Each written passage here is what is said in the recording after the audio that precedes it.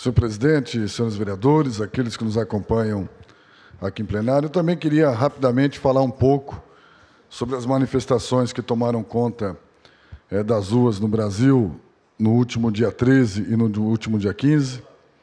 Dizer à vereadora Edna Martins que eu também concordo que o que mais me impressionou não foi a quantidade de pessoas na rua, mas sim a forma como o governo se comportou em relação às manifestações das ruas.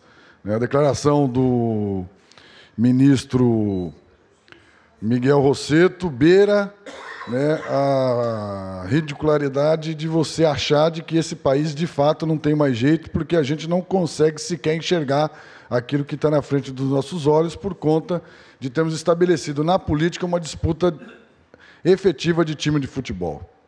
Tratar as manifestações como vêm sendo tratados por líderes partidários, por agentes políticos, por militantes partidários, com tons pejorativos, preconceituosos, como, por exemplo, chamar quem esteve na manifestação de coxinha, ou dizer que não tinha negro na manifestação, que era uma manifestação apenas de burgueses, ou então aqueles que foram para a manifestação dizer que tem que acabar com o PT, que tem que ter o impeachment, que bate e agride alguém que passa de camiseta vermelha, ou seja, demonstra claramente que cabe a nós, agentes políticos neste país, entender que chegou a hora de passar a limpo os nossos procedimentos enquanto pessoas que resolveram fazer política. Não dá mais para a gente achar que o que está acontecendo no Brasil é algo que atinge apenas quem governa. É verdade que tudo que ocorre hoje ocorre com maior gravidade, porque os elementos dados para a indignação da população sobrecaem e recaem aqueles que estão governando e que têm uma história construída em cima da esperança de muitos nesse país que achavam que um dia ia ter um partido político no Brasil que seria capaz de honrar a palavra ética de fato, porque ganhou e conquistou a esperança de muitos brasileiros com essa bandeira. Hoje, inclusive, tem um artigo de uma jornalista chamada Eliana Blum, que faz uma leitura da movimentação e da história do PT de forma tão surpreendente, que eu me senti como se eu estivesse vendo e lendo tudo aquilo que eu hoje penso do partido que eu ajudei a construir, pela capacidade de sensatez que ela consegue avaliar a conjuntura política, avaliar os adversários do PT, avaliar as conquistas do governo do PT, mas, ao mesmo tempo, conseguir demonstrar quais são as principais insatisfações com aqueles que um dia viam no PT a real e efetiva esperança de você ter um partido político que, de fato, poderia ter equívocos ideológicos, poderia ter equívocos programáticos, mas que não deixava se curvar e se vender para os atos de corrupção, que é uma prática antiga e nociva no nosso país. Agora, se nós, que fazemos política na nossa cidade, acharmos que não temos nada a ver com isso, vamos quebrar a cara. Não pensem os senhores que os 7.000 araraquarenses que foram às ruas se indignar com a corrupção no governo federal, se indignar com os deputados federais, têm, em relação a nós, uma avaliação extremamente positiva ou diferente daquela que eles protestaram no dia de domingo. Não pensem os senhores que se utilizar das manifestações contra o governo Dilma ou contra o governo do PT serve para abafar os problemas da nossa cidade,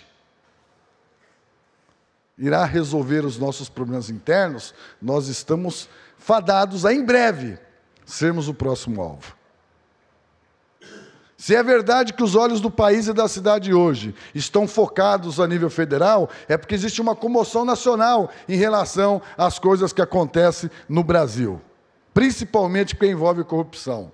Mas é verdade também que está embutido no sentimento da maioria absoluta da nossa cidade. Quando eu falo maioria absoluta, eu estou falando de mais de 80% da população. De que a nossa cidade está paralisada, abandonada, com um governo omisso e com uma Câmara Municipal silenciosa. De que não representa o desejo e o anseio da maioria absoluta da população da nossa cidade.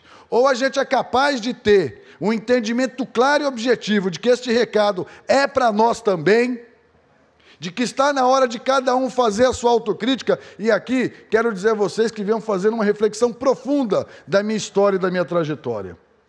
E posso terminar sozinho a minha carreira em Araraquara, mas não compactuarei mais com os métodos políticos que compactuei no passado, de aceitar o jogo fácil do opositor e do governante. E quem me conhece e anda conversando comigo sabe que eu não estou aqui fazendo média. Que venham me questionando dia a dia se todo o tempo da minha vida que eu perdi valeu a pena para terminar do jeito que está terminando as coisas. Aonde você sai nas ruas e as pessoas olham para você da mesma forma que eles olham indignado para o Renato Duque quando está sendo preso. Só que eu não tenho conta bancária no exterior.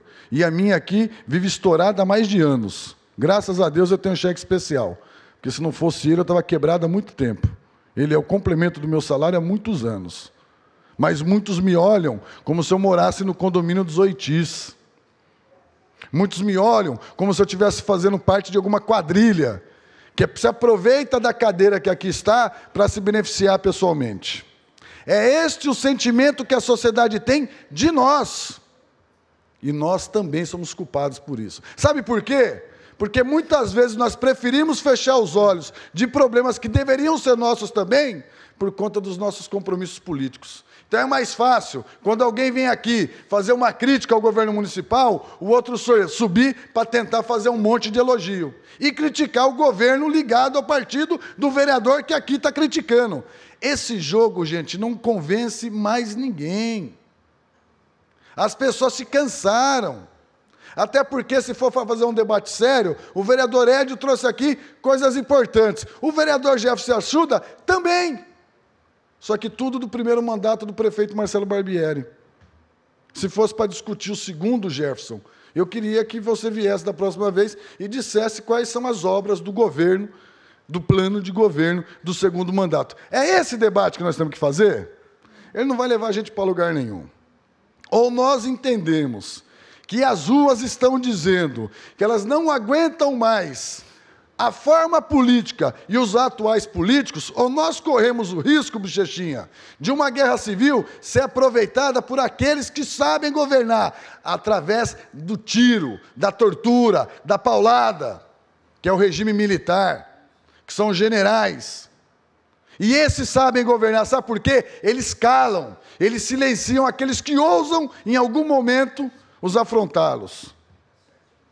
Mas é isso que os partidos políticos brasileiros estão construindo quando vão para a televisão se indignar com quem defende a ditadura militar, mas não tem coragem, para encerrar, presidente, mais um minuto, não tem coragem de assumir que é inadmissível um governo como o governo federal ter se permitido ter a onda de corrupção que teve neste governo nos últimos anos e não ter sido capaz de ter sido severo com aqueles que se diziam companheiros e que se aproveitaram do bem público para se enriquecer ou para manter esquemas políticos partidários.